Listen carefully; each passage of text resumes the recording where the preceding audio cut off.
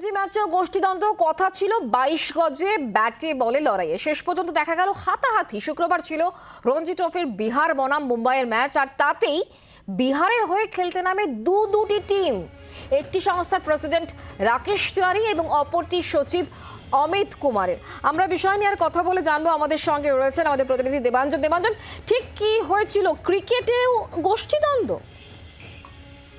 একদমই তাই, ক্রিকেটেও গোষ্ঠীদ্বন্দ্ব এবং সব থেকে নক্কারজনক ঘটনা কালকে ভারতবর্ষের ক্রিকেটের ইতিহাসে ঘটে গিয়েছে বিহারের পাটনা স্টেডিয়ামে।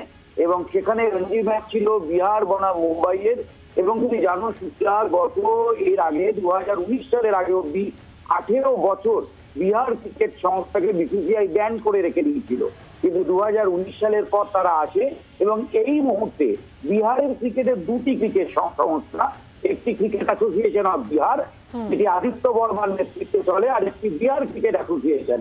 এই বিহার ক্রিকেট অ্যাসোসিয়েশনের দুই নেতা অর্থাৎ দুই কর্তা, সেক্রেটারি এবং প্রেসিডেন্ট রাকেশ তিওয়ারি এবং অমিত কুমার, তারা দুজনে দুটো পৃথক দল নিয়ে গতকাল ম্যাচ শুরু হওয়ার সময় তারা দুটো টিম নিয়ে মাঠে হাজির হয়ে যায় এবং দুজনেই দাবি করতে থাকে তারাই বিহারের প্রকৃত রঞ্জি দল।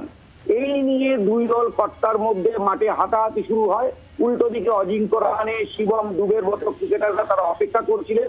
ম্যাচ দেরি হতে থাকে এবং শেষ পর্যন্ত ভারতীয় ক্রিকেট বোর্ডের হস্তক্ষেপে বেলা 1টা নাগাদ এই ম্যাচ শুরু হয়। কিন্তু ম্যাচ শুরু হলেও বিহার ক্রিকেট কর্তাদের এই যে গোষ্ঠীদ্বন্দ্ব, এর ফলে কিন্তু ভারতীয় ক্রিকেটের চিৎকার পড়ে গিয়েছে এবং ইতিমধ্যেই বিহার ক্রিকেট সংস্থা তারা পাল্টা পদক্ষেপ হিসাবে সেই সচিব অমিত কুমারকে তারা বরখাস্ত করেছে। যদিও অমিত কুমারের সাথে আমরা কথা বলেছি, তিনি বলেছেন যে প্রেসিডেন্ট কোনোভাবেই নাকি দল তৈরি করা বা দল নিয়ে তার কোনো মত জানানোর এখতিয়ার নেই, সেই জন্য তিনি আদালতে যাচ্ছেন।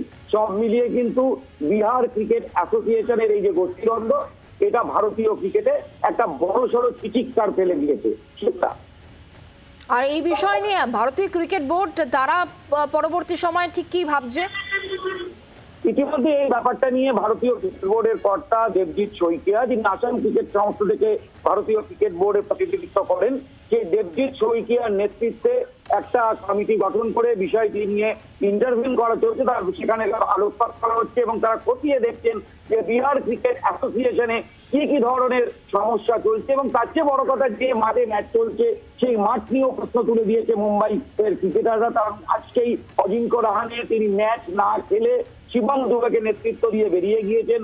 তার ফলে কি করে বিহারে কিনাল স্টেডিয়ামের মতো স্টেডিয়াম থাকতেও এরকম খেলার অযোগ্য স্টেডিয়ামে এই ম্যাচ দেওয়া হয় এবং কর্তাদের মধ্যে গোষ্ঠীদ্বন্দ্বের দুটো টিম হাজির হয়ে যান, তা নিয়ে কিন্তু ভারতীয় ক্রিকেট বোর্ড ইতিমধ্যেই অনুসন্ধান করতে শুরু করে দিয়েছে এবং সেই তদন্ত শেষ হলেই বড়সড় পদক্ষেপ করা হবে বলে জানা গিয়েছে বোর্ড সূত্রে। শুক্লা, ধন্যবাদ দেবাঞ্জন।